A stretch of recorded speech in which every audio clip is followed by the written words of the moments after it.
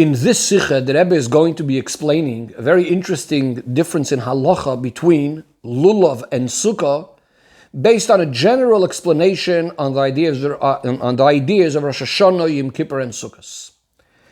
We know that the halacha is we cannot be yoytza on a borrowed lulav, on borrowed daled minim. We know there's the concept of matan al manas lahachzir. We cannot be yoytza with somebody else's daled minim. When it comes to sukkah, there's a machloikas. The halacha is like the chachamim. They learn out from the pasuk kol ha'ezrach b'Yisrael yeshu b'sukkos, that all the Yidden could be technically sitting in the same sukkah. Clearly, you could be yoytza with a borrowed sukkah. Now, the pasuk does say, just like by lulav, it says ulekachtem lachem, which implies it should be yours. There is a pasuk by sukkah, a similar pasuk, but that it should be lecha. However, the chachamim learn out from that pasuk that it only means that it shouldn't be stolen, but it could be borrowed.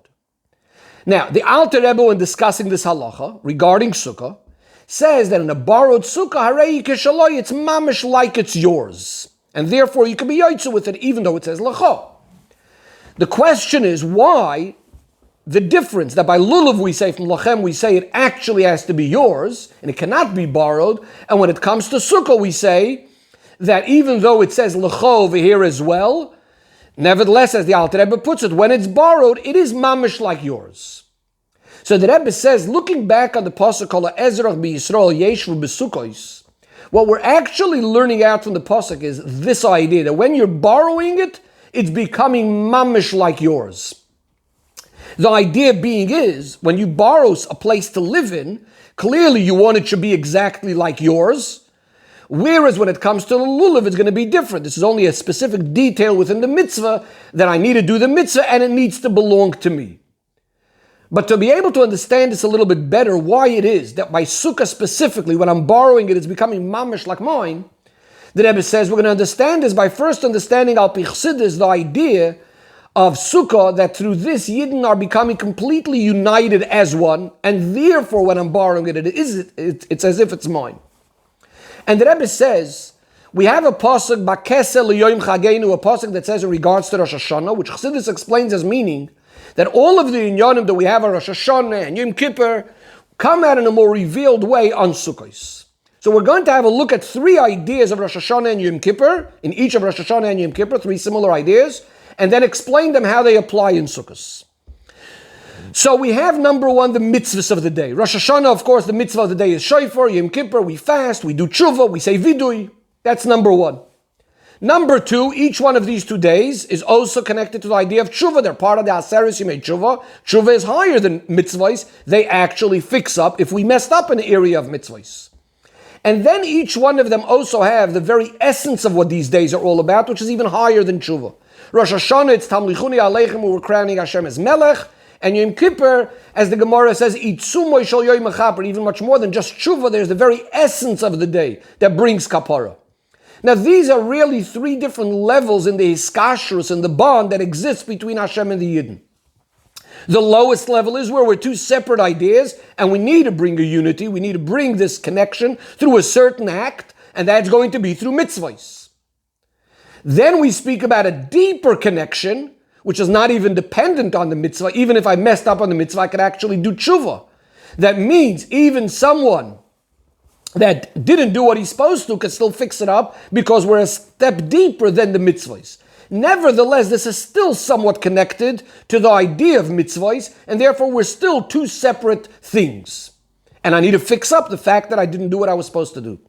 Then comes number 3, a hiskashrus, in a way that Yidden are mamish one with Hashem. And this is primarily expressed in the idea that we are causing that the Eibishter should want to be a melech, and that we want the Eibishter should be a melech. That is, when we are fulfilling Torah and mitzvahs, or we're doing tshuva, this is already after we have Hashem already as our melech, and we're doing what Hashem wants, or fixing up if we didn't do what Hashem wants. But before Hashem is kavayachal even a melech, what's lacking? What's missing? Why are we begging Hashem to be a melech? That's because we are essentially bound up with Hashem and we want to have that relationship. Says the Rebbe, when we speak about differentiations and differences between Yidden, this could be true in regards to mitzvahs. The way we do mitzvahs might be different in the way one Yid does it and the next Yid does it. Even in regards to tshuva, since we're fixing up what we messed up, The tshuva is going to be relative to the mitzvah or aveda that we did. So it's again still going to be different by one yid and the next. Tamlichuni aleichem, on the other hand, crowning Hashem as melech, which is a bittul. We all nullify ourselves to the king. That's going to be exactly the same between the greatest minister and officer and the simple person. And therefore the Rebbe says, when we speak about the idea of mitzvahs, and even tshuva, as we said, there's going to be these differences between one and the next, but tamlichuni aleichem, which is coming from the essence of the yid, this is connected with the essence also, kavayachol of Hashem, and here there's going to be no differentiation, no separation, not between yid and Hashem, and not between one yid and the next. Says the Rebbe, even though we said that both on Rosh Hashanah and Yom Kippur, each one have these three general levels, more specifically, we could also say that this is divided over Rosh Hashanah, Yom Kippur, and Sukkos. Rosh Hashanah is the idea where we crown Hashem as our Melech. This was the last point we just mentioned before out of the three. This idea of that unity, that we all crown Hashem as our Melech equally. Yom Kippur is going to be the one. That's the idea of tshuva. And Sukkos is going to be the one that's more connected with the idea of mitzvahs, where we have the mitzvah of Sukkah and the idea of lulav. As the Medrash says, we're all busy doing mitzvahs on Sukkos. So again, we have three things. We have the essential bonding connections, which is Tamlichuni Aleichem. That's more like a Rosh Hashanah. We have the tshuva idea, Yom Kippur, and we have the mitzvahs idea, which is Sukkah and Lulav. But the Rebbe says, since we said that really all of the ideas of Rosh Hashanah and Yom Kippur come out more in a more revealed way on Sukkos, so we're going to see all of these three things now more specifically within Sukkos itself. So first of all, the very essence of the Yom Tov. The essence of the Yom Tov, we call it Sukkos. That's the way the Torah refers to it a number of times.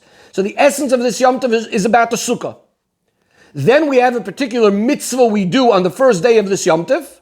In the Torah, it says on the first day, is the mitzvah of Lulav. This is already L'kachtem L'chem B'yom Rishon. Within the Yom Tov of Sukkos, there's one particular mitzvah we need to do, which is the mitzvah of Lulav. We also have, the Torah describes afterwards, we need to have the union of Simcha on Sukkos.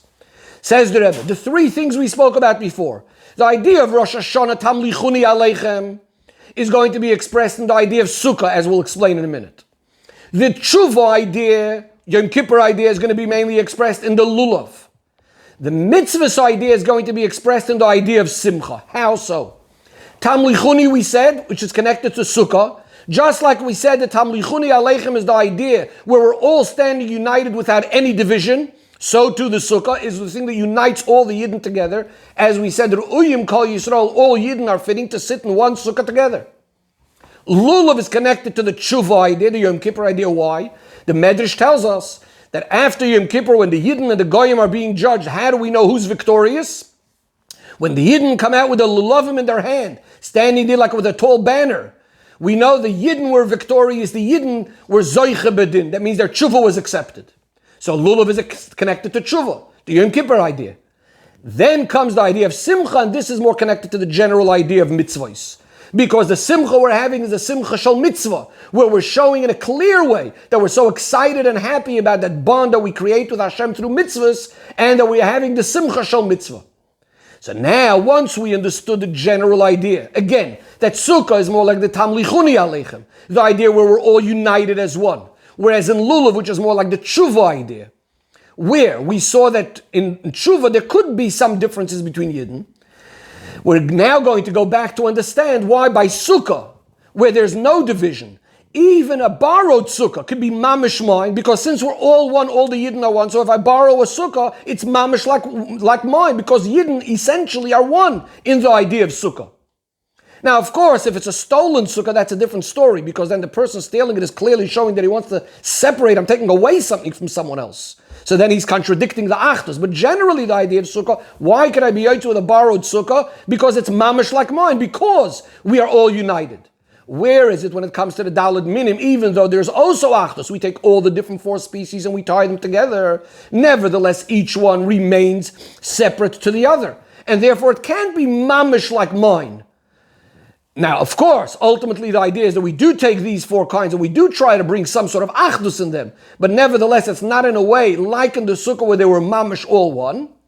Then finally, we come, of course, to the third idea in Sukkos, which is the idea of simcha, which is the idea of mitzvahs, where there are different kinds of way how each person does his avodah, and that's why the simcha aspect, which corresponds to the mitzvahs, we find also by Simchas Beis HaShe'eva, how there were differences in the way the Chasidim and Anshe Maisa did the simcha, and everyone else was watching them, and so on.